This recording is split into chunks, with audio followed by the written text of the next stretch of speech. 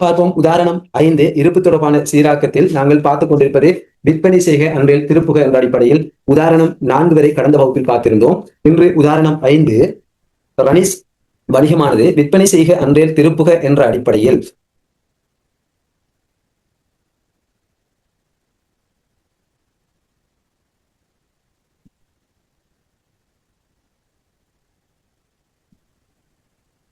ரணிஸ் வணிகமானது விற்பனை செய்க அன்றில் திருப்புக என்ற அடிப்படையில் ரூபா 1 மில்லியன் 10 லட்சம் கிரியமான பொருட்களை கொள்விலையில் அல்லது கிரயத்தில் 2 மதம் கொள்விலையில் அல்லது கிரயத்தில் 20% இலாபம் குறித்து சனூஸ் வணிகத்துக்கு அனுப்பி இருந்ததுடன் ஏடுகளில் விற்பனையாக கருதப்பட்டு பதிவிடப்பட்டது.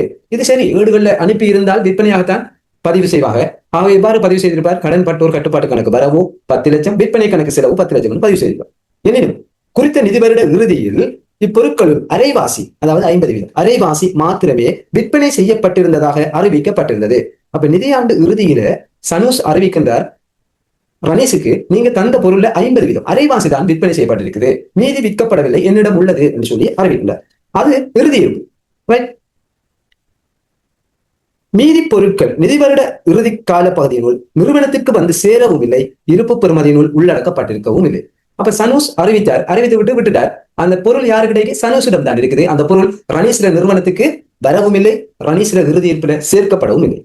வேண்டப்படுவது விற்பனை செய்க அன்றில் திருப்புக என்ற அடிப்படையில் அனுப்பப்பட்ட பண்டங்களின் கொடுக்கல் வாங்கல் உட்பட அனைத்து பதிவுகளையும் பதிவிடுவதற்கான அவசியமான பேரேட்டு கணக்கு. அப்ப எவ்வாறு நீங்க இதனை பதிவிடுவீர்கள் என்று கேட்கிறார்கள். ஆக இதுல 2 பேரேட்டு கணக்குகள் சம்பந்தப்படும். நான் ஏற்கனவே சொன்ன மாதிரி விற்பனை செய்க அன்றில் திருப்புக என்ற அடிப்படையில நாங்க விற்பனை செய்தால் அதனை கடன் விற்பனையாக கருதி பதிவு செய்தல் வேண்டும். ஆகவே கடன் பட்டோர் கட்டுப்பாட்டு கணக்கு வரவும் விற்பனை கணக்கு செலவு.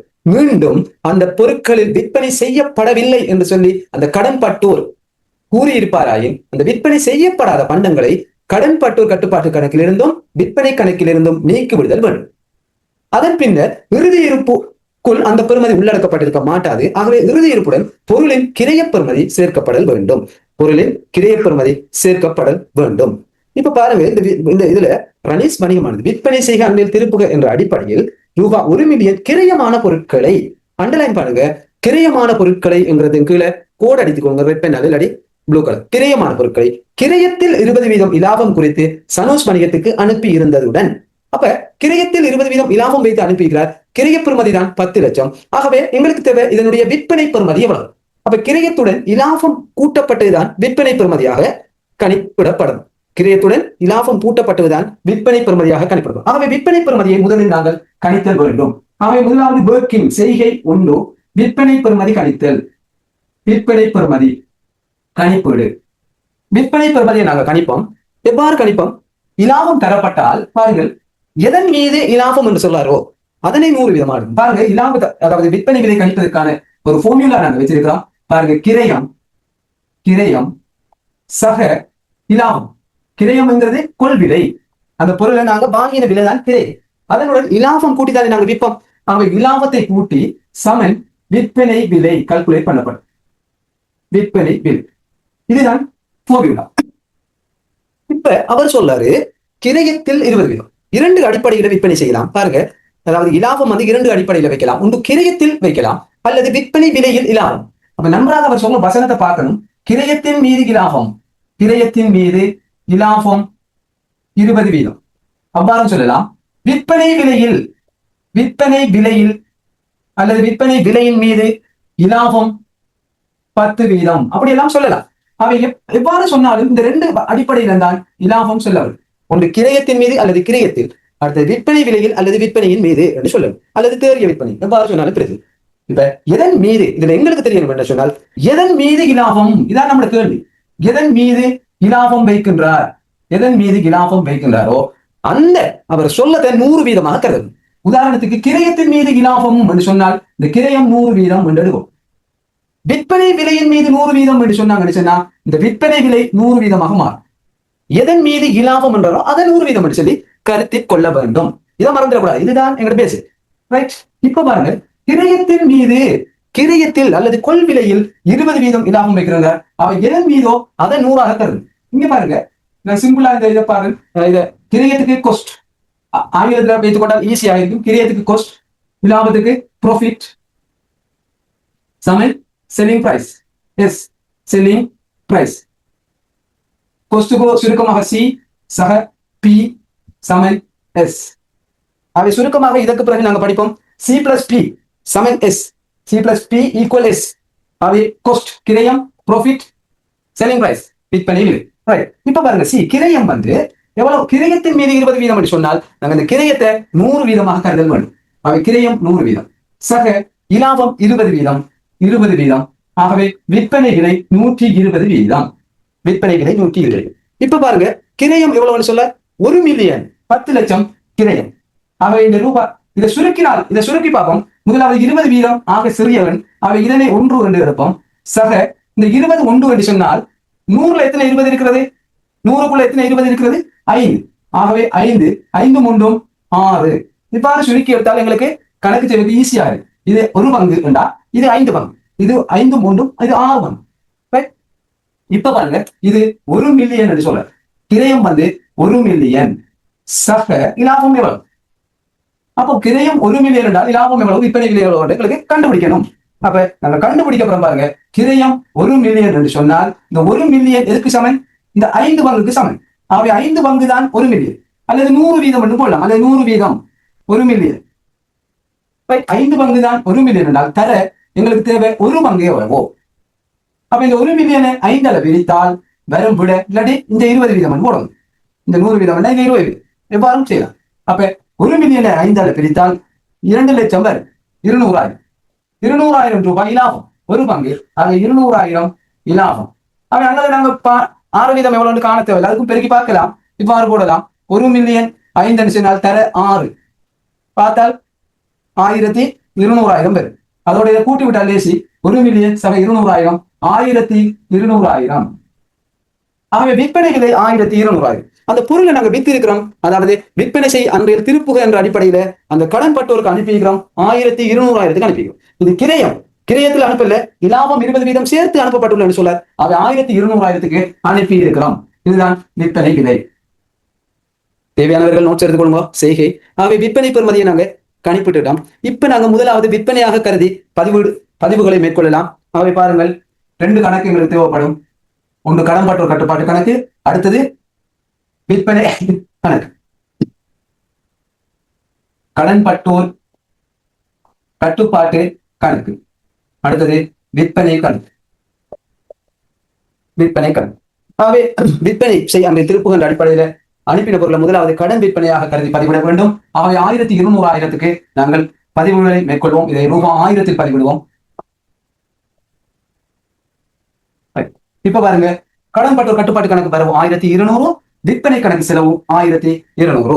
அவை கடன் பட்டோர் கட்டுப்பாட்டு கணக்குல வரவு 1200, விற்பனை கணக்குக்கு போகின்றது. ஆகவே இங்கே விற்பனை கணக்குல செலவு 1200, கடன் பட்டோர் கட்டுப்பாட்டு கணக்குல மறுபதிவு காணப்படுகிறது. கடன் பட்டோர் கட்டுப்பாட்டு கணக்கு செலவு, அதாவது கடனுக்கு விற்பனை செய்யப்பட்டுள்ளது. இப்ப அடுத்ததாக சொல்லுங்க, இந்த பொருட்கள்ல நிதி வருட இறுதியில அரைவாசி பொருட்கள் விற்கப்பட்டிருக்கு. அப்ப 1200,000 அரைவாசி, அதாவது 2ஆ பிரிச்சு வருவாங்க. அப்ப 1200,000 அரைவாசி விற்கப்பட்டது. அப்ப விற்கப்பட்டது எவ்வளவுன்னு பார்க்கலாம், விற்கப்படாத எவ்வளவுன்னு பார்க்கலாம். அவை 2ஆ பிரிச்சு வருவாங்க அரைவாசி. அவை 600,000 விற்கப்பட்டுள்ளது. அப்ப நாங்க அவருக்கு 1200,000 அனுப்பியிருந்தோம், அதுல 600,000 விற்கப்பட்டிருக்கு. அவை மீதி 1200ல 600,000 போனால் மீதி எவ்வளவு விற்கப்படாதது 600,000. இது விற்கப்படாதது, அவை விற்கப்படாதது 600,000. அப்ப விற்கப்படாதது 600,000 காணப்படுதுன்னு சொன்னால் இவர் உண்மையாக எங்களுக்கு கடனாளியா, இந்த கடன் பட்டோர் உண்மையாக கடனாளியா என்று கேட்டால் இல்லை.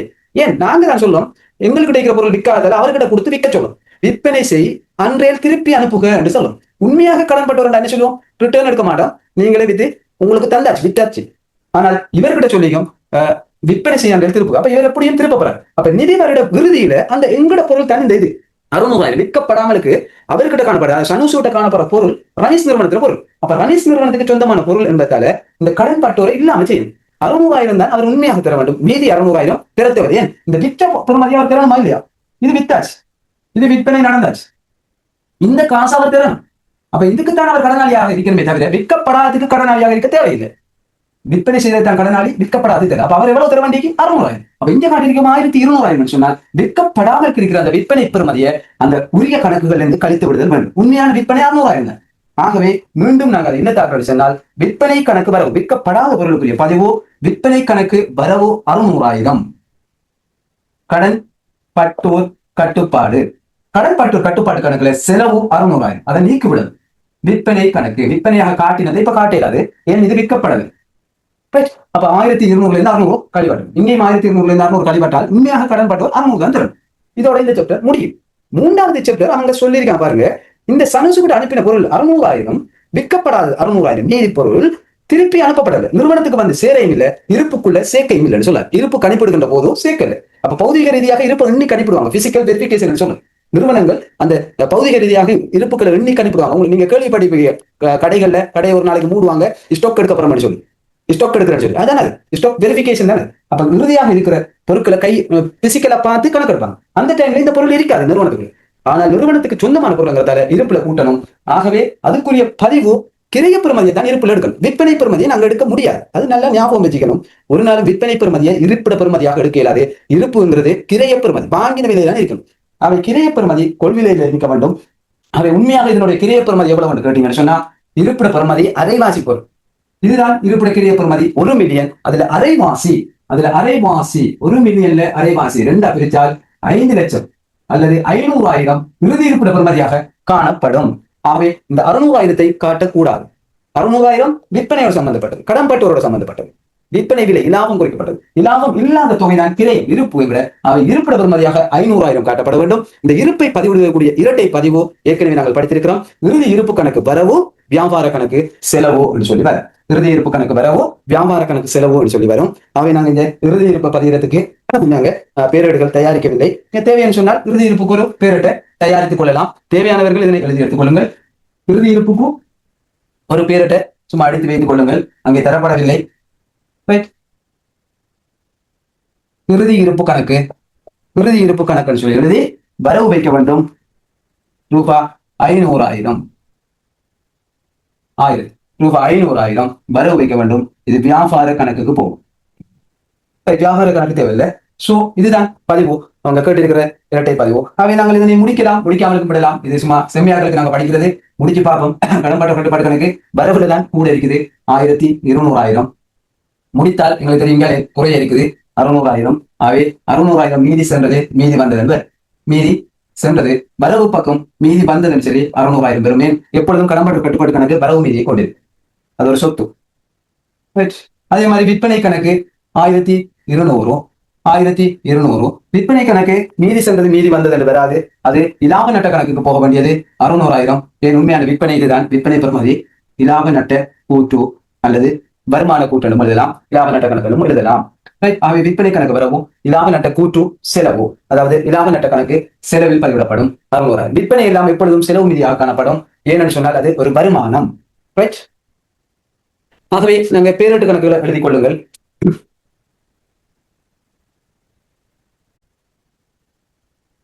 உதாரணம் 5 2வது வினா, மேற்படி கொடுக்கல் வாங்கல்களை பதிவிடுவதற்கு அவசியமான நாட்குறிப்பு பதிவுகள். நாட்குறிப்பு பதிவுகளுக்கு நான் ஒரு அட்டவணை எடுத்திருக்கிறேன், பொது நாட்குறிப்பு அட்டவணை. இவ்வாறு அட்டவணை எடுத்து தயாரித்து எழுதுவது ஈஸியாக இருக்கும்.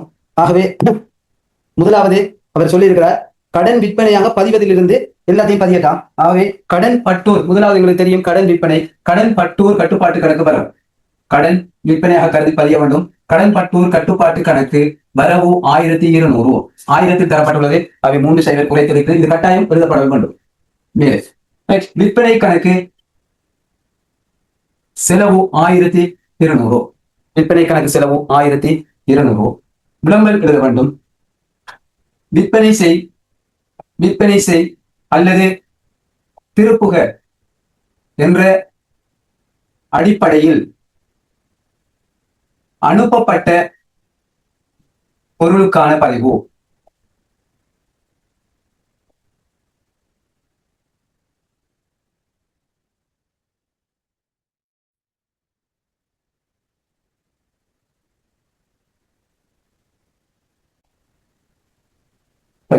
பாருங்க, இரண்டாவது பதிவு விற்கப்படாத பொருளுக்குரிய பதிவு. இது விற்பனையாக கருதிட்டோம். விற்கப்படாமல் காணப்படுகின்ற பொருளுக்குரிய பதிவு. அவங்கள்ட்ட 600,000 பெறுமதியான பொருள் விற்கப்படவில்லை. ஆகவே அதனை கழித்தல் வேண்டும். பதிவினை மாற்றி பதிவிட வேண்டும். விற்பனை கணக்கு வரவு 600,000, கடன் பட்டோர் கட்டுப்பாட்டு கணக்கு செலவு 600,000. இதுக்கு எழுத வேண்டும். விற்பனை செய் அல்லது திருப்புக என்ற அடிப்படையில் விற்கப்பட்டு மீதியாக காணப்படும் பொருளுக்கான பதிவு. இதுதான் இரண்டாவது பதிவு. மூன்றாவது பதிவு இறுதி இருப்பினை பதிவு செய்தல் வேண்டும். ஆகவே இறுதி இருப்புக்குரிய இரட்டை பதிவு இறுதி இருப்பு கணக்கு வரவு, வியாபார கணக்கு செலவு. அதுல பெறுமதி எங்களுக்கு நல்லா ஞாபகம் இருக்கணும். கிரைய பெறுமதிதான் இறுதி இருப்பை கணிப்பிடல் வேண்டும், கணக்கிடுதல் வேண்டும். ஆகவே இறுதி இருப்பு கணக்கு வரவு 500,000. வியாபார கணக்கு செலவு 500,000. இதுக்கு எழுத வேண்டும். விற்பனை செய் அல்லது திருப்புக என்ற அடிப்படையில் அனுப்பப்பட்டு விற்கப்படாமல் காணப்படும் பொருட்களின் கிரயம் இறுதி இருப்பில் சேர்க்கப்பட்டது. இதுதான் நாட்குறிப்பு பதிவு. எழுதிக் கொள்ளுங்கள்.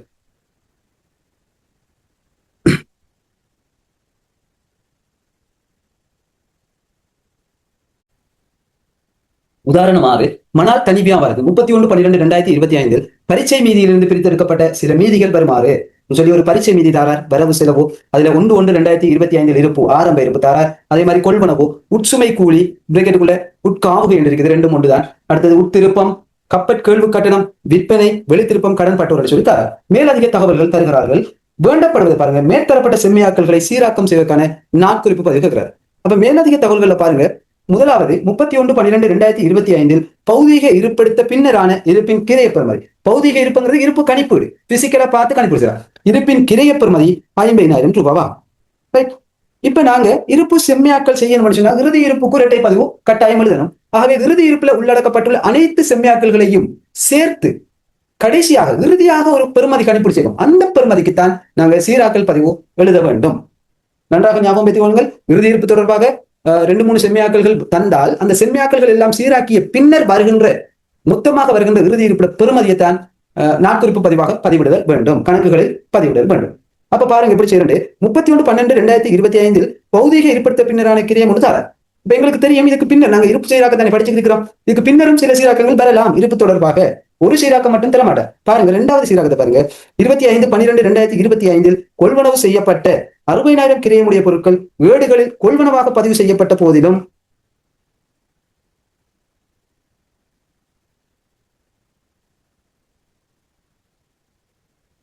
ஏடுகளில் கொள்வனவாக பதிவு செய்யப்பட்ட போதிலும் 31/12/2025 வரை அப்பொருட்கள் வணிகத்தை வந்து சேரவில்லை. அப்ப வணிகத்தை வந்து சேரவில்லை என்று சொன்னால் அதுவும் இருப்போட சம்பந்தப்பட்டது, இருப்புக்குள்ள உள்ளடக்கப்பட்டிருக்கவில்லை, நாங்கள் இருப்பு பெறுமதியோட கூட்ட வேண்டும். அதே மாதிரி விற்பனை செய்க அன்றைய திருப்புகின்ற அடிப்படையிலையும் ஒரு செம்மையாக்கல் வந்தால் இதெல்லாம் இறுதி இருப்போட கணிப்பீட்டு பெறுமதியை மாற்றக்கூடியது. என்ன இறுதி இருப்பை நாங்கள் சீராக்கணும். ஆகவே இறுதி இருப்போட பெறுமதியை நாங்கள் புதிதாக கணிப்பீடு செய்ய வேண்டும். ஆகவே தற்பொழுது நாங்க இறுதி இருப்பை கணிப்பீடு செய்வோம். ஆகவே இறுதி இருப்பு கணிப்பீடு ஒர்க்கிங் செய்கை உண்டு. இறுதி இருப்பு கணிப்பீடு 31/12/2025. இப்ப அவங்க தார பௌதீக இருப்படுத்த பின்னர் பெறுமதி தார பௌதீக இருப்படுத்த பின்னரான பெறுமதி தாரார். அது வந்து சீராக்கம் செய்யறாங்க. அவை அதனை நாங்கள் முதலில் போடுவோம். பௌதீக இருப்பு எடுத்தல் பெறுமதி 31/12/2025 பௌதீக இருப்பு பெறுமதி எவ்வளவு தாரார்? 50,000 தருகின்றார். அதன் பின்னர் பாருங்கள், 25/12/2025 கொள்வனவு செய்யப்பட்ட 60,000 கிரியமுடைய பொருட்கள் ஏடுகளில் கொள்வனவாக பதிவு செய்யப்பட்ட போதிலும், அது சரி கொள்வனவு செஞ்சா நீங்க என்ன செய்வீங்க? ஏடுகளில் பதிவீங்க. கொள்வனவு கணக்கு வரவு, காசு கணக்கு செலவு, அல்லது கொள்வனவு கணக்கு கடனுக்கு கொள்வனவு செய்தால் கொள்வனவு கணக்கு கடன் கொள்வனவாக இருந்தால் கொள்வனவு கணக்கு வரவு, கடன் கொடுனர் கணக்கு அல்லது கடன் கொண்ட கட்டுப்பாடு கணக்கு செலவு பதிவு. அது சரி, பதிவு செய்யப்பட்ட போதிலும் 31/12/2025 வரை அப்பொருட்கள் வணிகத்தை வந்து சேரவில்லை. அப்ப நாங்க கொள்வனவு செய்த பொருள் வழியில காணப்படவில்லை, இன்னும் நிறுவனத்துக்கு வந்து சேரவில்லை, ஆனா கொள்வனவாக பதிஞ்சாச்சு என்று சொன்னால் அதனை கட்டாயம் இறுதி இருப்புடன் சேர்த்தல் வேண்டும். இறுதி இருப்பு கணக்கு எடுக்கிற டைம்ல அந்த பொருள் வந்து சேரல, சேராட்டியும் அது எங்களுக்கு சொந்தமான பொருள் கொள்வனவாக பதிஞ்சிட்டோம் என்று சொன்னா நாங்க அதனை இறுதி இருப்பிட பெறுமதிக்குள்ள சேர்க்க வேண்டும். இல்லாவிட்டால் எங்களுடைய இறுதி இருப்பிட பெறுமதி பிழையானதாக மாறிவிடும். ஆகவே இதனுடன் கூட்ட வேண்டும் வழியில் சரக்கு என்று சொல்லி அதனை சொல்லணும். இதனுடன் கூட்ட வேண்டும் வழியில் சரக்கு, வழியில் சரக்கு அதுல பெறுமதி 60,000 ரூபாய். வழியில் சரக்கு. மூன்றாவது பாருங்கள், விற்பனை செய்க அன்றைய திருப்புக என்ற அடிப்படையில் ரூபாய் 48,000 பட்டியல் விலையில் அனுப்பப்பட்ட பண்டனங்கள். ஹைலைட் பண்ணி தரப்பட்டிக்கு நீங்களும் முடிந்தால் ஒரு ரெட் பெண்ணால கோட் அடிச்சு கொள்ளுங்கள். பட்டியல் விலையில் அனுப்பப்பட்ட.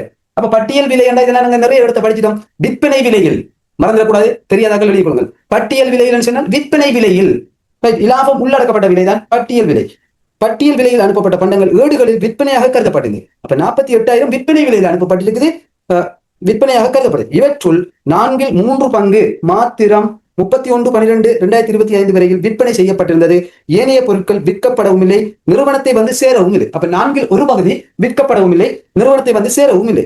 இப்பொருட்களானவை கிரயத்தில் 20% இலாபம் குறிக்கப்பட்டவையாகும். கிரயத்தில் 20% இலாபம் குறிக்கப்பட்டவையாகும். அவை எங்களுக்கு இதுல கிரயம் எவ்வளவு இலாபம் எவ்வளவுங்கிறது தெரியாது. ஆகவே விற்பனை பெறுமதி தான் இங்கே தரப்பட்டுள்ளது. ஆகவே கிரயம் மற்றும் இலாபத்தை கணிக்க வேண்டும். இங்கே பாருங்கள், working to விற்பனை செய் அல்லது திருப்புக என்ற அடிப்படையில்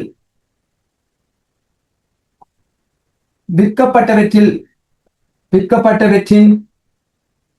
கிரயம் மற்றும் இலாபம் கணிப்பீடு. இலாபம் கணிப்பீடு. அப்ப கிரயம் மற்றும் இலாபம் கணிப்பீடு பாருங்க. C7 P7S என்ற ஃபார்முலா. இப்ப கிரயத்தில் 20% எதன் மீது என்று சொல்றாரோ அது 100ஆக கருதப்படும். 100%.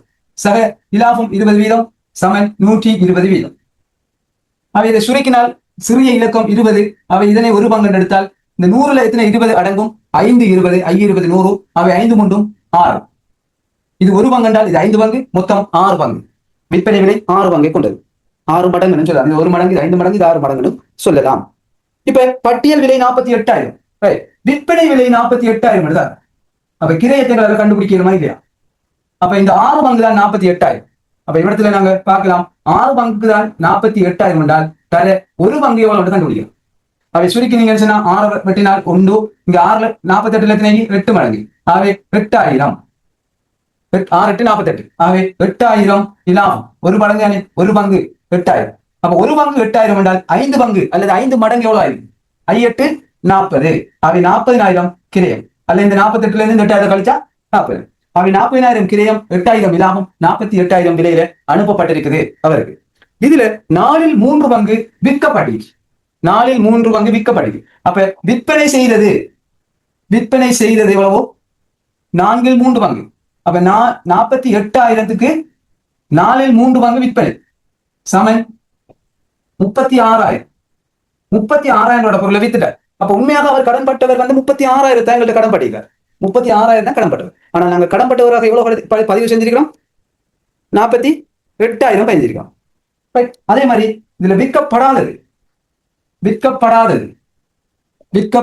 விற்பனை செய்ய அடிப்படையில் அனுப்பி விற்கப்படாதது அதுல பெறுமதி எவ்வளவு? 48,000 தர 4/1 பங்கு. நாளில் மொத்தம் 4 பங்கு, 3 பங்கு போன ஒரு பங்கு விற்கப்படவில்லை. இல்லாட்டி 48,000 இருந்து 36,000 கழிக்கலாம், எவ்வாறும் செய்யலாம். அவை 4/1 பங்கு 12,000 விற்கப்படாமலுக்கு இருக்குது.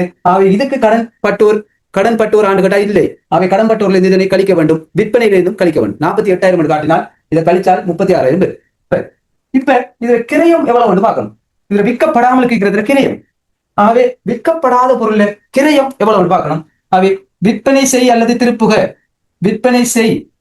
திருப்புக அனுப்பப்பட்டதுல விற்கப்படாத பொருளின் கிரயம் கணித்தல். விற்கப்படாத பொருளின் கிரயம் கணித்தல். அப்ப விற்கப்படாத பொருளின் கிரயம் கணித்தல் மொத்த கிரயம் எவ்வளவு? 40,000. மொத்த கிரயம் 40,000. அவர் கணிப்பின கிரிய பொறுமை 40,000. 40,000 கிரியத்தை தான் 48,000 வைத்திருக்கிறோம். அவை மொத்த பெறுமதி 40,000 என்று சொன்னால் பாருங்க நல்லா, 40,000 என்று சொன்னால் விற்கப்படாத பொருள் எத்தனை பங்கு? 1/4. இதுதான் விற்கப்படாது, 1/4. அவை இந்த 1/4 எவ்வளவு? அதுல கிரைய பெறுமதி எவ்வளவு என்று கேட்டால் 10,000 ரூபாவாக காணும். அப்ப 10,000 ரூபாய் கிரயம் தான் 12,000 ரூபாய் விற்பனை பெறுமதி. 10,000 ரூபாய் கிரயம் 12,000 ரூபாய் விற்பனை பெறுமதி. அவை இந்த கிரயம் 10,000 ரூபாவாக காணப்படும். ஆகவே இதைத்தான் நாங்கள் அடுத்ததாக என்ன செய்யணும் சொன்னா, இந்த இறுதி இருப்பு கணிப்பீட்டுக்குள்ள சேர்க்கிறதா இல்லையான்னு பார்க்க வேண்டும். அவை 10,000 ரூபாய் கிரயம் இருப்புக்குள்ள சேர்க்கணுமா? சேர்க்க தேவையில்லையா? சேர்க்கணும். 10,000 ரூபாய் கிரயம் இருப்புக்குள்ள சேர்க்க வேண்டி உள்ளது. ஆகவே இந்த 10,000 ரூபாய் எங்களுக்கு சொந்தமான இருப்பு சனோஸ் நிறுவனத்துல காணப்படுது. சாரி, மணால் நிறுவனத்துல ஒரு பட்டியலில் வேற ஒரு நிறுவனத்துக்கு அனுப்பிக்க. ஆகவே மணால் நிறுவனத்துக்கு சொந்தமானது, மணால் நிறுவனத்துக்கு சொந்தமானது 10,000 ரூபாய். இது விற்பனை செய்ய அல்லது திருப்புகின்ற அடிப்படையில் அனுப்பப்பட்டது. இதனையும் கூட்டுதல் வேண்டும். அவை விற்பனை செய் அல்லது திருப்புக என்ற அடிப்படையில் அனுப்பப்பட்டு விற்கப்படாமல் உள்ள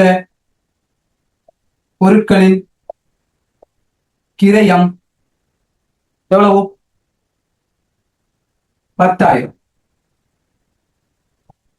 10,000 ரூபாய். ஆகவே அவ்வளத்தையும் கூட்டினால் சரியான இருப்பு பாருங்கள், 0,0,0,0,0 6,12 120,000 ரூபாய். இதுதான் இறுதி இருப்பாக பதிவிட வேண்டும். அவை 31/12/2025 உள்ள இறுதி இருப்பு சரியான பெறுமதியா? கணக்குகளில் காட்டப்பட வேண்டிய பெறுமதி உள்ள இறுதி இருப்பிட பெறுமதி ரூபாய் 120,000. ரூபாய் 120,000. ரூபாய் 120,000.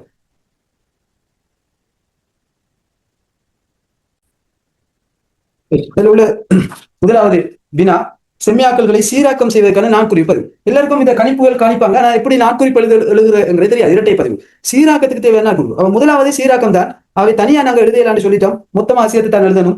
அவை வழியில் சரக்கு அதுவும் சரி. இப்ப இறுதி இருப்பிட பெறுமதி எவ்வளவு நாங்க கண்டோம்? ரூபாய் 1,20,000 கண்டோம். அவை அந்த இறுதி இருப்பு தான் எங்கள் சரியான பெறுமதி. அதைத்தான் கணக்குகளில் பதிவிட வேண்டும். அவை அதற்குரிய பதிவு இறுதி இருப்பு கணக்கு, வரவு, வியாபார கணக்கு, செலவு 120,000 என்று சொல்லி நாங்கள் எழுத வேண்டும். அத்தோடு நாங்கள் விற்கப்படாமல் காணப்படுது கடன்பட்டோருக்கு அனுப்பிக்கமே. நாங்க இவ்வளவு நேரம் நாங்க பார்த்தோம், கடன்பட்டோருக்கு அதாவது விற்பனை செய்ய அல்லது திருப்புக என்ற அடிப்படையில் அனுப்பப்பட்டால் கடன் விற்பனையாக பதிவிட வேண்டும் என்று சொல்லியிருக்கிறோம். ஆகவே இங்க என்ன செஞ்சிட்டாங்க? கடன் விற்பனையாக பதிவு செஞ்சிருக்காங்க. திருப்பி நாங்க செய்ய தேவையில்லை. நாங்க பதிவு செய்யணும் எதுக்கு சொன்னால், அந்த கடன் விற்பனையாக பதிவு செய்யப்பட்டவற்றுள் விற்கப்படாமல் காணப்படுகின்றதே, விற்கப்படாமல் காணப்படுகின்ற பெறுமதிக்கு தான் நாங்கள் பதிவிட வேண்டும். அதனைத்தான் நாங்கள் கணிப்பீடு செஞ்சோம். 36,000 வந்துச்சு. விற்கப்படாமல் காணப்படுகின்ற பெறுமதி 12,000 ரூபாய் வந்துச்சு. 48,000 அதுல 4/3 பங்கு விற்கப்பட்டுச்சாம். ஆகவே 36,000 விற்கப்பட்டிருக்கு. 4/1 பங்கு விற்பனை செய்யப்படவில்லை. 48,000 4/1 பங்கு 12,000 பெறுமதியானது விற்கப்படல. ஆகவே விற்கப்படாததுக்கு கடனாளியாக இருக்க முடியாது. ஆகவே அதனை கழிக்க வேண்டும். அவை முதலாவதாக நாங்கள் எழுதுறோம் விற்பனை கணக்கு அதை கழிக்கணும். விற்பனை கணக்குல விற்பனையாக நாங்கள் 48,000 காட்டிப்போம். 12,000 விற்கப்படல. ஆகவே கழிக்க வேண்டும். விற்பனை கணக்கு வரவு 12,000. விற்பனை கணக்கு வரவு 12,000. அதே மாதிரி கடன் பட்டோராக கருத முடியாது. ஆகவே கடன் பட்டோர் கணக்கில் இதை நீக்க வேண்டும். கடன் பட்டோர் கட்டுப்பாட்டு கணக்கு செலவு 12,000. விளம்பல் விற்பனை செய் அல்லது திருப்புக என்ற அடிப்படையில் அனுப்பப்பட்டு விற்கப்படாத பொருளுக்கான பதிவு அல்லது கடன் விற்பனையாக கருதப்பட்டது தற்பொழுது நீக்கப்பட்டது அப்படின்னு கடன் விற்பனையாக கருதப்பட்டு தற்பொழுது நீக்கப்பட்டமைக்கான பதிவு. இரண்டாவது இறுதி இருப்பு பதிவு தான் நாங்கள் செய்யலாம். இறுதி இருப்பு மொத்தமாக நாங்கள் கணிப்பீடு செஞ்ச பெறுமதி ரூபாய் 1,20,000. ஆகவே இறுதி இருப்பு கணக்கு வரவு, இறுதி இருப்பு கணக்கு வரவு, வியாபார கணக்கு செலவு ரூபாய் 1,20,000. வியாபார கணக்கு செலவு ரூபாய் 1,20,000.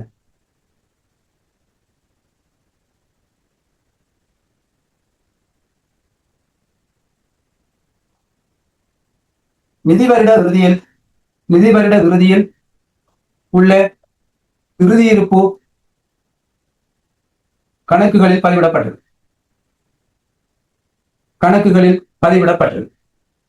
இதுதான் நாட்குறிப்பு பதிவு. எழுதிக் கொள்ளுங்கள். மீதி இடைவெளியாக காணப்படுது உங்களுக்கோ அதிலையும் செய்கைகளை எழுதிக் கொள்ளலாம். செய்கை என்று போட்டுக்கொண்டு எழுதிக் கொள்ளலாம்.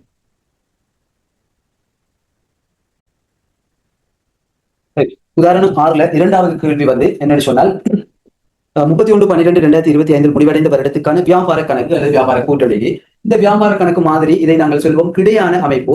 இது முன்னர் பயன்படுத்தப்பட்டது, தற்காலத்தில் பயன்படுத்தப்படுவதில்லை. இருந்தாலும் இதனை நாங்கள் ஒரு முறை பார்த்து விட்டு செல்வது நல்லம். இது ஃபாலோ பண்ண இயலாது. இந்த மாதிரியை நீங்க விளங்கிக் கொள்ள வேண்டும். கூற்று செய்ய இப்போ இனி வருவதெல்லாம் கூட்டாகத்தான் கூற்று வடிவில். இது கிடையான அமைப்பு, இது டி வடிவம். இதை நாங்க சொல்ல டி கணக்கு வடிவில் இருக்கிறது. அதான் வியாபார கணக்கு சொல்லும். கூட்டு வடிவங்கிறது நிலையான அமைப்பு, ஒன்றன் கீழ் ஒன்றாக பதிவு செய்யுது. இது 2 பக்கமும் பதிவு செய்யுது. ரைட், இதை சொல்ல கிடையான அமைப்பு அல்லது கணக்கு வகையில் சொல்லுவோம். அவை பழைய காலத்துல கணக்கு வகை தான் பயன்படுத்தப்பட்டது. ரைட், இதுல உங்களுக்கு ஒவ்வொன்றும் தகவல் தரப்பட்டிருக்கின்றது. முதலாவது பாருங்க, 1/1/2023 இருப்பண்டு இருக்குது. அந்த இலக்கத்தை மாத்திக்கொள்ளுங்கள். 2025 இருப்பண்டுகள் 1/1/2025 ஆண்டுக்கு நாங்கள் கணக்கு செய்யறோம். அவை ஆரம்ப இருப்பு அங்கே வியாபார கணக்குல வர உறவு ஆரம்ப இருப்பு வியாபார கணக்கில் வரவில் பதிவிடப்படும். அது 1/1/2025 என்கிறது ஆரம்ப இருப்பு. அவை 1/1/2025 இருப்பு எல்லாம் நாங்க ரூபாய் 1000 செய்ய போறோம். ஆரம்ப இருப்பாக நாங்க கணக்குகளில் காட்டணும். பாருங்கள், பரிசை மீதியில் எவ்வளவு தரப்பட்டுள்ளது? 50,000. அவை நீங்கள் எழுதிக் கொள்ளுங்கள். ஆரம்ப இருப்பு 50,000. 50,000 சுருக்கி 50 எழுதியிருக்கிறேன். 50,000. அதன் பின்னர் ஆரம்ப இருப்பு ஒரு நிறுவனத்தில் ஆரம்பத்தில் இருக்கிறது. அதோடு நாங்க கொள்வனவு செய்தவர்களை கூட்டவர். கொள்வனவு செய்த பொருளுக்கு வாங்கின பொருள், நிறுவனம் மீள் விற்பனைக்காக வாங்கின பொருள், ஏற்கனவே இருக்கிற பொருள் ஒரு 10 மூடை சீனி இருக்குது, இன்னும் ஒரு 20 மூடை சீனியை வாங்குறோம். அவை கொள்வனவை கூட்டினால் மொத்தமாக 30 மூடை சீனி என்று வரும், அல்லது 30 பேக் சீனி. அப்ப பாருங்க, கொள்வனவை கூட்டவன் கொள்வனம். இந்த கொள்வனவை கூட்டுகின்ற போது கொள்வனவு செலவுகளுடன் கொள்வனவு செய்கின்ற போது சில செலவுகள் ஏற்படும். அதை நாங்க சொல்ல கொள்வனவு செலவு. உதாரணம், இந்த உட்சுமை கூலியல் சொல்லுவோம். அதாவது பொருளை உள்ளுக்கு நிறுவனத்துக்குள்ள கொண்டு வரத்துக்கு மேற்கொள்ளப்படுகின்ற கூலி, அதை உட்காமுகை என்றும் சொல்லுவாங்க. உள் வந்த வண்டி கூலி என்றும் சொல்லுவாங்க. அப்ப உட்சுமை கூலி என்பது கொள்வனவு செலவாகிறது. அப்ப கொள்வனவோட பெருமதியோட கூட்டணுமா இல்லையா? கூட்டணும். கொள்வனவு செய்யறதுக்கு ஏற்பட்ட செலவு. இப்ப 10 மூடை சீனியை வந்து ஒரு பேக் சீனி வந்து 5,000. அதனை உள்ளுக்கு கொண்டு வரதுக்கு ஒரு பேக்கை உள்ளுக்கு கொண்டு வரதுக்கு 100 ரூபாய் எடுக்கிற. அப்ப 5,100 ரூபாய் தான் அந்த சீனி பேக்கட விலை. ஒரு பேக்கட விலை 10 வாங்கினா 51,000. அப்ப சீனி பேக்கட விலை 5,100 தான் நாங்க விலையை தீர்மானிப்போம். அப்ப கொள்வனவு செலவு 100, அது உள்வந்த வண்டி கூலி. அதே நேரம் இறக்குமதி செய்த நேரம் வரி அறவிடப்படும். இறக்குமதி தீர்வைன்னு சொல்லுவோம். இறக்குமதி தீர்வை, அதாவது கஸ்டம்ஸ் டியூட்டி என்ன, அது வந்து இறக்குமதி தீர்வு, அதுவும் கொள்வனவோட சேர்க்கப்படவில்லை. பொருளை இறக்குமதி செய்யக்கூடாது, அதற்குள்ள அந்த பெருமதி சேர்க்கப்படும். அதே மாதிரி கப்பல்ல நாங்க பொருட்களை ஏற்றி வருவோம். அதுக்குரிய கப்பல் கேள்வி கட்டணம் என்று நாங்க சொல்லுவோம். கப்பல்ல பொருட்களை ஏற்றி வருவதற்கான கூலிய கப்பல் கேள்வி கட்டணம் என்று நாங்க சொல்ல. அந்த கப்பல் கேள்வி கட்டணமும் ஒரு செலவாக கருதப்படும். அதனை கூட்ட வேண்டும். கொள்வனவு செலவெல்லாம் கூட்ட வேண்டும். போக்குவரத்து செலவு கூட்ட வேண்டும். அதே மாதிரி கொள்வனவு செய்த பொருள்ல சில பொருட்களை திருப்பி அனுப்புவோம். வெளித்திருப்பம் அடிச்சு அதே இடத்துல கழிக்க வேண்டும். வெளித்திருப்பம். அதே மாதிரி உரிமையாளர் பொருளை பற்றி இருந்தால் பற்று கொள்வனவு செய்த பொருள் இருந்து கழிக்க வேண்டும். நாங்க அதை பார்ப்போம். இப்ப கொள்வனவு செலவுகளை கூட்ட வேண்டும். அதே நேரம் வெளித்திருப்பங்கள் இருந்தால் கழிக்க வேண்டும் என்பதை ஞாபகம் வைத்துக் கொள்ளுங்கள். இப்ப பாருங்க, பரிச்சை மீதியில உட்சுமை கூலி அல்லது உட்காமுக என்று தரப்படுகிறது 10,000. அவை அதனை கூட்ட வேண்டும். கூட்டு உட்சுமை கூலி 10,000. கொள்வனவோட பெறுமதி எவ்வளவு? கொள்வனவு என்று தரப்பட்டுள்ளது 350,000. அவை 350.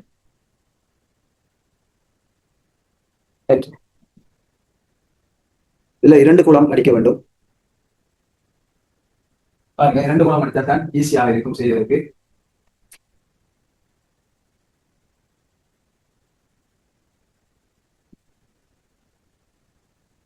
ஆரம்ப இருப்ப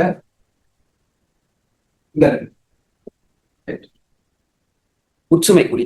அதே மாதிரி கொள்வனவோட கூட்ட வேண்டியது கப்பல் கேள்வி கட்டணம் இருக்குது 20,000. அவை கப்பல் கேள்வி 20,000 கூட்ட வேண்டும். கப்பல் கேள்வி கட்டணம் 20,000 கூட்ட வேண்டும். மொத்தமாக கூட்டினால் மொத்த கொள்வனவு வரும் 380,000. இதுல இருந்து கழிக்க வேண்டும். வெளித்திருப்பம் காணப்படுகிறது பாருங்க. இந்த கணக்குல வெளித்திருப்பம் காணப்படுகின்றது 15,000. ஆகவே 15,000 வெளித்திருப்பத்தை கழிக்க வேண்டும். கழித்தல் அடையாளம் அல்லது களி என்று எழுத வேண்டும். வெளித்திருப்பம் கொள்வனவு செய்த பொருளிலிருந்து அகற்றது 15,000. ஆகவே வெளித்திருப்பம் கழிக்கப்படும். கழிக்கப்பட்டு வருவது மொத்தமாக நாங்க தேறிய கொள்வனவு என்று சொல்லுவோம் 365,000. 365,000 தேறிய கொள்வனவு என்று சொல்லுவோம். இந்த தேறிய கொள்வனம் ஆரம்பத்தில் இருப்பை கூட்டினால் உண்மையாக இருக்கிறது மொத்த கொள்வனம், அதாவது விற்பனைக்கு தயாராக இருக்கின்ற பொருள், பொருளின் பெறுமதி, விற்பனைக்கு தயாராக இருக்கின்ற பொருளின் பெறுமதி மொத்தமாக எவ்வளவு வரும் கூட்டினால் பாருங்கள் 415,000 ரூபாய். இதுதான் விற்பனைக்கு தயாராக இருக்கின்ற பொருள், விற்பனைக்கு தயாராக இருப்பவை. இது விற்பனைக்கு தயாராக இருப்பவை, விற்பனைக்கு தயாராக இருக்கு. இந்த விற்பனைக்கு தயாராக இருப்பவையில இருந்துதான் இறுதி இருப்பை கழிக்கப்பட்டுள்ளாங்க. இறுதி இருப்பை கழிச்சாதான் இப்ப விற்பனைக்கு தயாராக 415,000. அப்ப எவ்வளவு வித்து என்று பாக்குறேன்னு சொன்னா அதுல எவ்வளவு இறுதியாக எஞ்சி உள்ளது எஞ்சி உள்ளதை கழிச்சாதான் எவ்வளவு வித்திரிக்கை வழங்கும். அப்ப 415,000 கிரையம். அதுல இருந்து எவ்வளவு இறுதியாக இருக்கின்றது எங்களோட கையில இறுதி இருப்பாக காணப்படுகிறது எவ்வளவு. அவை இறுதி இருப்போ இறுதி இருப்ப கழிக்கல் களி இறுதி இருப்பு. இறுதி இருப்பிட பெறுமதி நாங்க கண்டுபிடிச்சது எவ்வளவு, இறுதி இருப்பிட பெறுமதி நாங்க கண்டுபிடிச்சது 120,000. அவை இதுல இருந்து கழிப்போம் 120,000. இறுதி இருப்பை கழிச்சோம்னு சொன்னால்தான் எங்களுக்கு வருவது விற்ற சரக்கின் கிரயம். விற்ற சரக்கின் கிரயம் அல்லது விற்பனை கிரயம் என்று சொல்லி வரும் 295,000. 295,000 இதுல பெயர்தான் விற்பனை கிரயம். விற்பனை கிரயம் அல்லது விற்ற சரக்கின் கிரயம். இதுல கருத்து என்ன, இந்த விற்ற சரக்க நாங்க வாங்கின விலை 295,000 வாங்கின விலையத்தான் நாங்க வித்திருக்கிறோம். 295,000 விற்பனை கிரயம் என்ன கருத்துண்டா, நாங்க விற்பனை செய்த பொருளின் கிரயம். விற்பனை செய்த பொருளின் கிரயம் 295,000 பொருளை எவ்வளவுக்கு வித்திருக்கோம் என்று சொல்லி பார்க்கணும். இப்ப இதெல்லாம் பரவாயில்ல. இப்ப என்ன செய்ய வேண்டாம், விற்பனை என்பது செலவு பக்கம் எழுதப்பட வேண்டியது.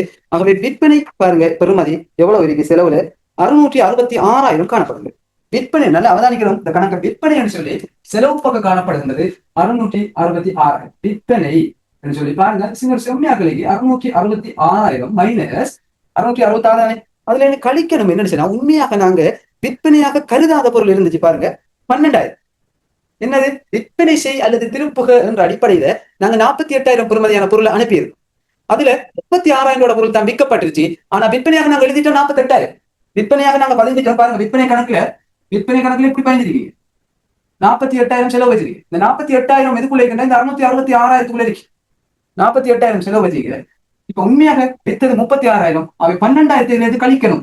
12,000 எப்ப கழிக்கணும், இப்பதான் கழிக்கணும். ஏற்கனவே செய்யல சீராக்கத்துல நாங்க கழிக்கின்றோம் 12,000. அவை 12,000 கழிக்கண்டா இந்த 666,000 இருந்து 12,000 கழிக்கணும். ஏற்கனவே கழிக்கல. அவை விற்கப்படாதது இது விற்கப்படாதது. அவை கழிக்கணும். உண்மையான விற்பனை அது இல்ல, விற்கப்படாத 36,000 தான் வித்திருக்க. அவை இதை கழிக்கணும். 4 5 654 விற்பனை ஆகுது. அவை 656 12,000 கழிக்கணும். கழிச்சு காட்டுறேன் 654,000. 654,000 விற்பனை. இந்த விற்பனையில உட்திருப்பம் இருந்தால் அதனையும் கழிக்க வேண்டும். பாருங்க இந்த கணக்குல இருக்குது உட்திருப்பம் 15,000. உட்திருப்பம் 15,000 விற்பனையிலிருந்து கழிக்கணும். வெளித்திருப்பம் கொள்வனவிலிருந்து கழிக்கணும். உட்திருப்பம் விற்பனையிலிருந்து கழிக்கணும். அப்ப உட்திருப்பம் விற்பனையிலிருந்து கழிக்கணும்.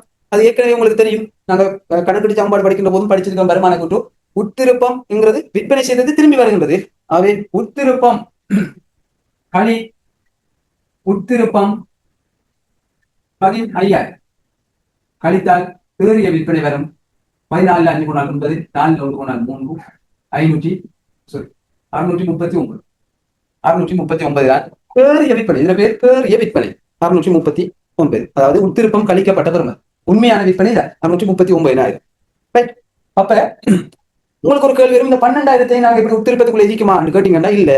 ஏன் அது உத்திருப்பத்துக்குள்ள எதிக்காது, அது திருப்பி அனுப்பப்படல. என்ன சொல்ல, திருப்பி அனுப்பப்படவும் இல்லை, இருப்புக்குள்ள சேர்க்கவும் இல்லைன்னு சொல்ல. அப்ப திருப்பி அனுப்பப்பட்டிருந்தால் திருப்பமாக இருந்திருக்கும், இருப்புக்குள்ளேயும் வந்திருக்கும். நிறுவனத்துக்கு விரலையே. ஆகவே இந்த 12,000 நாங்க வேறாகத்தான் கழிக்க வேண்டும். இவ்வளவுதான் பெறுமதி. இப்ப நாங்க கணக்க முடிக்கலாம். உண்மையா இப்ப நாங்க விளங்க பாருங்க. விற்பனை கிரியம் என்றால் பாருங்க 295,000 நாங்க வித்திருக்கிறோம். 295,000 பெறுமதியான பொருள் கிரிய வாங்கின பொருளை எவ்வளவுக்கு வித்திருக்கோம், 639,000. ஆகவே லாபம் என்பது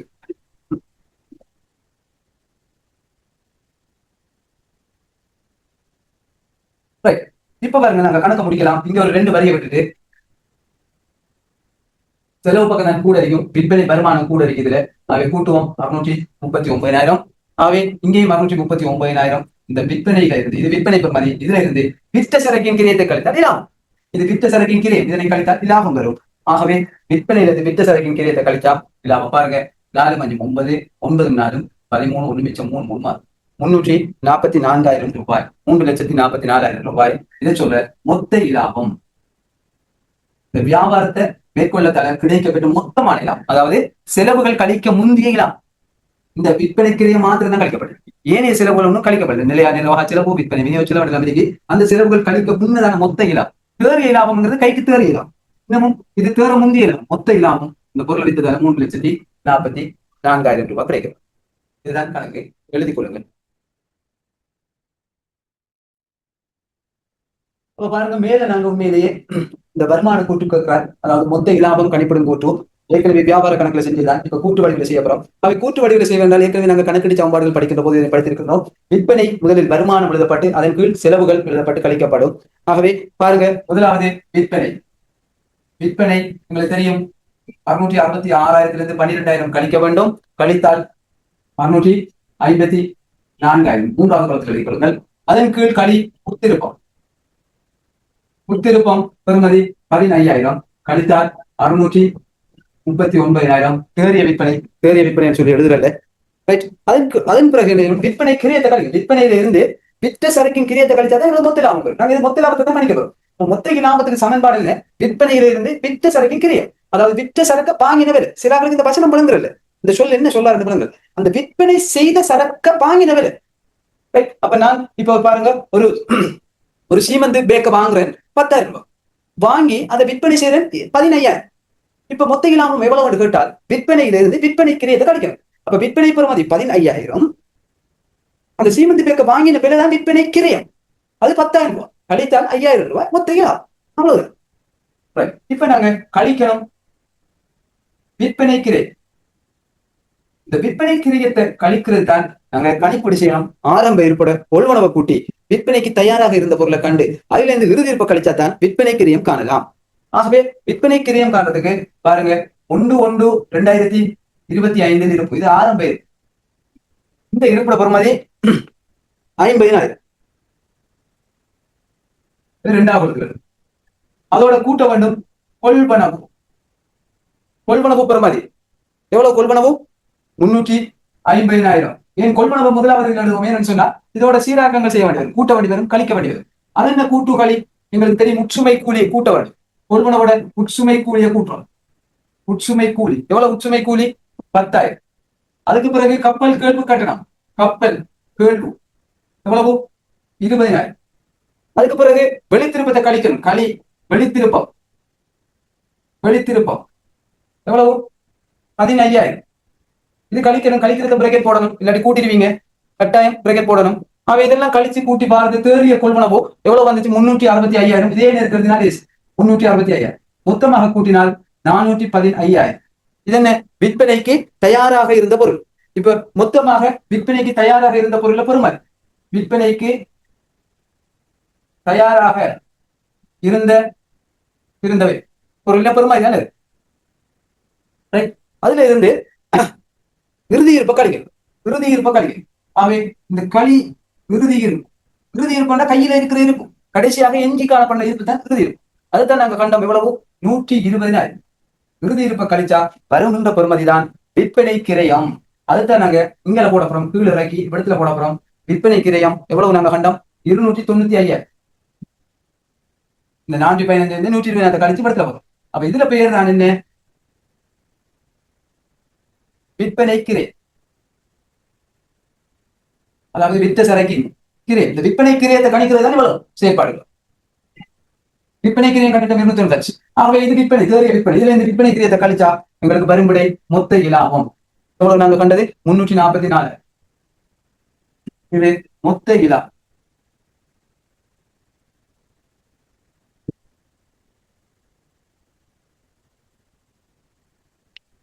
விளங்கி நினைக்கிறேன், எழுதிக் கொள்ளுங்கள் குறிக்க.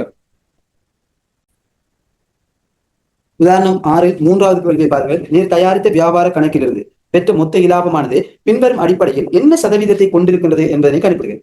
அதாவது விற்ற சரக்கின் கிரியத்தின் அடிப்படையில மொத்த இலாப வீதம் எவ்வளவு இருக்கிறார், தேறிய விற்பனையின் அடிப்படையில மொத்த இலாப வீதம் என்று இருக்கிறார். இப்ப நாங்க மொத்த இலாபம் கண்டம் தானே 344. அது எத்தனை சதவீதம் கேட்கிறார். அவ்வளவு சதவீதத்துல குறிப்பிட்டு காட்டுறேன். அப்ப நீங்க பெற்ற 344,000 இலாபம்ங்கிறது 2 அடிப்படையில காணலாமுங்க. ஒன்று விற்ற சரக்கின் கிரியத்தின் அடிப்படையில எத்தனை வீதம் இலாபம், அடுத்தது தேறிய விற்பனை, அதாவது விற்பனை என்று சொன்னாலும் விற்பனையின் அடிப்படையில எத்தனை சதவீதம் லாபம், அதாவது விற்ற சரக்கின் கிரியம்ங்கிறது கிரியத்தின் அடிப்படையில் எத்தனை வீதம் லாபம், கிரியத்தில் எத்தனை வீதம் லாபம் வச்சிருக்கிறது. ஆகவே பாருங்க, ஏன் விற்பனை கிரியத்தின் அடிப்படை, விற்பனை கிரியத்தின் அடிப்படையில் மொத்த இலாப வீதம், மொத்த இலாப வீதம் இதனை காண்பதற்கான சமன்பாடு மொத்த இலாப வீதம் சமன் விற்ற சரக்கின் கிரயத்தின் அடிப்படையில் என்ன சொல்ல, எதை சொல்லாரோ அதை கீழுக்கு போறோம். அப்ப விற்ற சரக்கின் கிரயத்தின் மேல் பாருங்க, விற்ற சரக்கின் கிரயத்தின் விற்ற சரக்கின் கிரயம் அதன் மேல் மொத்த இலாபம், மொத்த இலாபம் விற்ற சரக்கின் கிரயத்தின் மேல் மொத்த இலாபம் அல்லது மொத்த இலாபத்தின் கீழ் விற்ற சரக்கின் கிரயம். ஏன் விற்ற சரக்கு கிரயத்துக்கு மொத்த இலாபம் எவ்வளவு, தர 100 வீதம், தர 100. இப்ப பாருங்க, மொத்த இலாபம் எவ்வளவு உழைத்திருக்கிறோம், 344. மொத்த இலாபம் உழைத்திருக்கிறோம் 344. அதன் கீழ் விற்ற சரக்கின் கிரியம் எவ்வளவு, விற்ற சரக்கின் கிரியம் 295,000 100. இப்ப பாருங்க பெர்சன்டேஜ் எவ்வளவு வருது, கால்குலேட்டர் தேவை. 344,000 அரண 295,000 தர 100, 116.61, 116.61 வீதம், 116.61%. அதாவது 116.61 மடங்குல நாங்க வித்திருக்கிறோம். அப்ப எங்களுக்கு பாருங்க, இது டபுளை விட கூட பாருங்க, 295,000 அதை விட கூட 344,000 வித்திருக்கோம். இதுதான் விற்று சரக்கின் கிரியத்தின் அடிப்படையில மொத்த லாப வீதம்.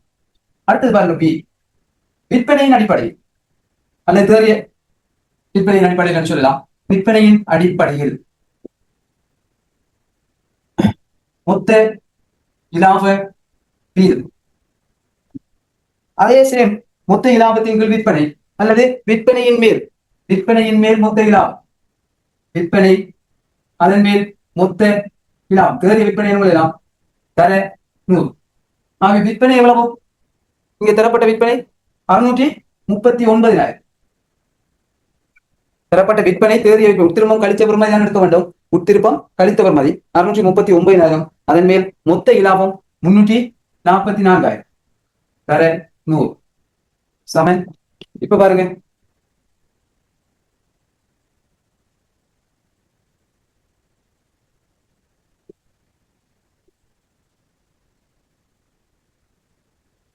$53.83 வீதம், 53.83 வீதம். அதாவது விற்பனை விலையில 53.83 வீதம் இலாபம் வச்சிருக்கிறார். 53.83 வீதம் இலாபம் உள்ளடக்கப்பட்டு இதான் மொத்த இலாப வீதம்.